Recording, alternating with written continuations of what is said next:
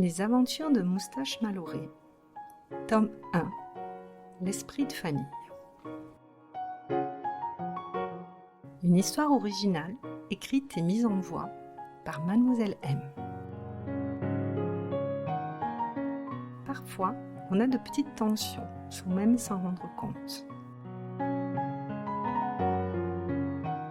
Aujourd'hui, on va faire l'exercice des épaules légères. Hausse tes épaules très haut, comme si tu voulais toucher tes oreilles. Tiens bon quelques secondes, maintiens la position. Et maintenant, laisse-les tomber d'un coup en expirant fortement par la bouche. Tu sens comme elles deviennent légères? Faisons ça encore une fois. Lève les épaules très haut. Tiens quelques secondes et laisse-les tomber en expirant. Super. Tes épaules sont maintenant détendues et ton corps est prêt à se laisser transporter par l'histoire. Ces histoires audio sont une ressource formidable pour élargir ta culture générale et te permettre d'imaginer toutes sortes de personnages. Je te souhaite une très bonne écoute.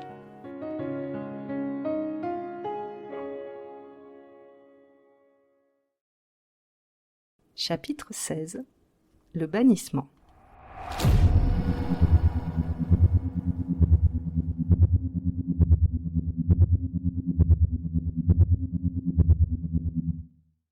J'attendis sur la terrasse un moment, essayant de me calmer comme je pouvais.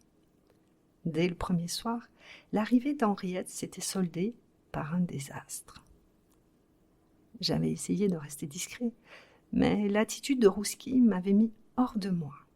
Elle m'avait délibérément provoqué.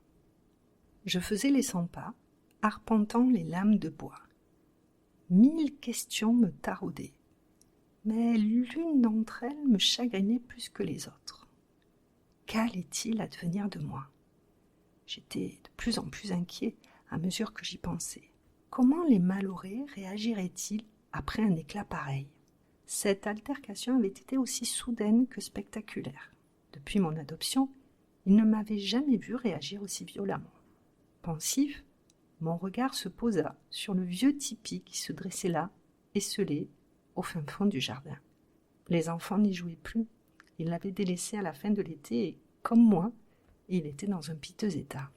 Le délabrement de la charpente, composée de matériaux de récupération assemblés maladroitement, indiquait qu'il ne tiendrait pas jusqu'à l'année suivante, bien que l'ossature fût solide. Chevrons, branchages et chutes de lambris formaient le squelette d'un tétraèdre décadent, tout droit destiné à la déchetterie.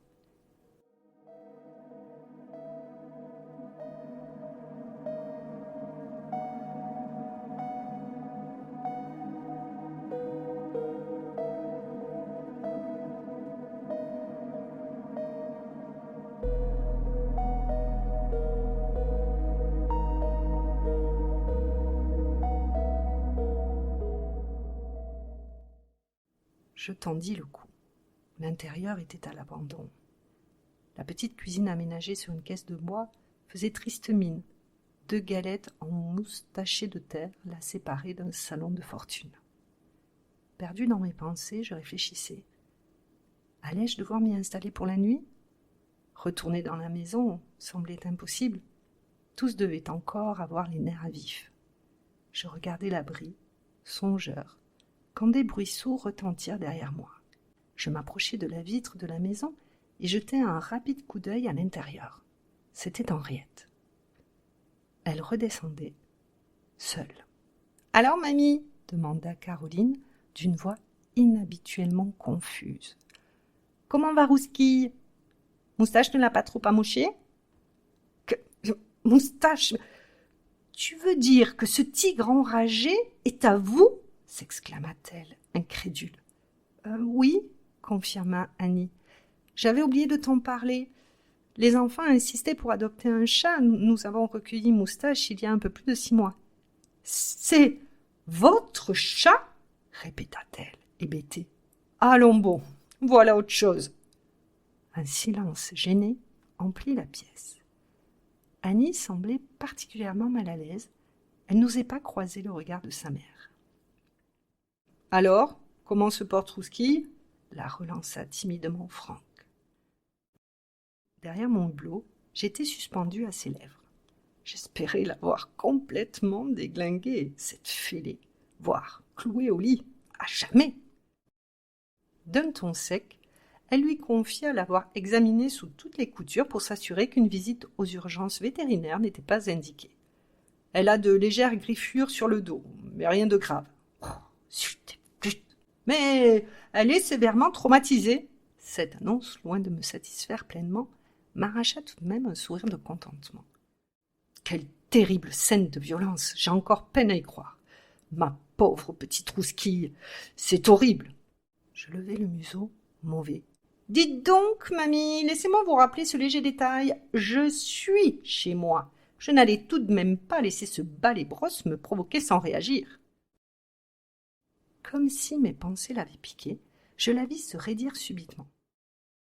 De toute façon, tant que je serai chez vous, ce Moustache, comme vous dites, devra rester dehors.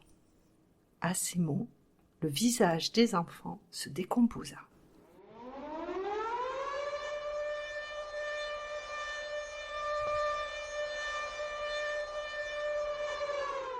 Je suis terriblement allergique aux poils de chat, se justifia-t-elle.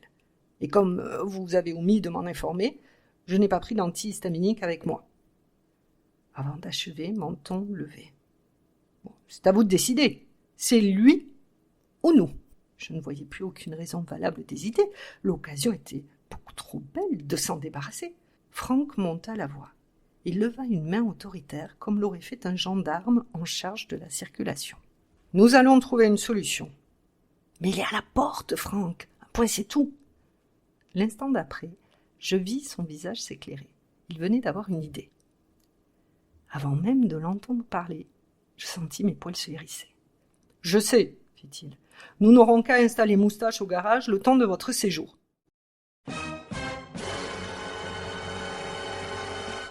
Les enfants, dites quelque chose, les suppliai-je en moi-même.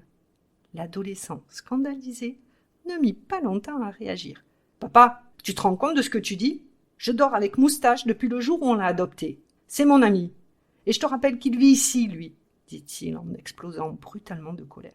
Ce n'est pas lui l'intrus, poursuivit-il d'une voix forte. L'adolescent fixa Henriette du regard et, sans ciller, il se mit vertement à l'accabler.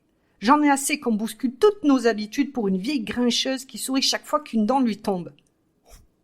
Si j'avais pu, je lui aurais sauté au cou.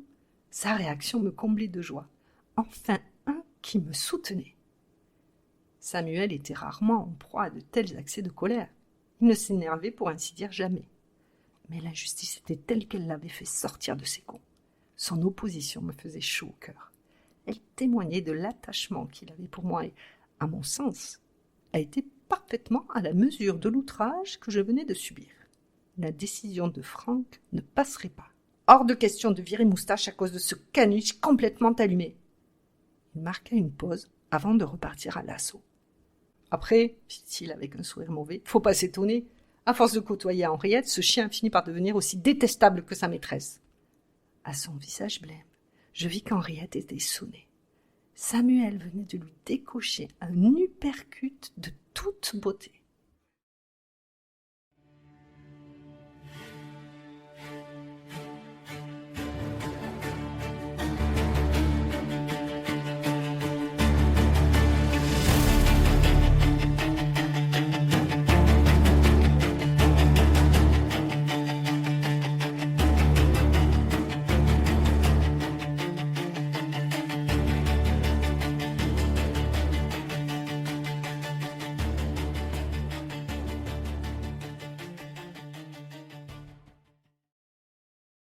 Un silence pesant s'abattit alors sur la pièce. L'adolescent mit l'intensité de ce silence à profit avant de déclarer. Je vous préviens, si Moustache déménage au garage, j'y vais aussi. » À ces mots, Franck et Annie restèrent quelques secondes bouche bée devant le ton déterminé de leur fils. Le couple échangea un bref regard. « Comme tu voudras. » Henriette, médusée, n'en revenait pas. De mon côté, je jubilais. 14 ans seulement, quel avenir prometteur! En secret, j'espérais que nous aurions au moins droit à un matelas gonflable.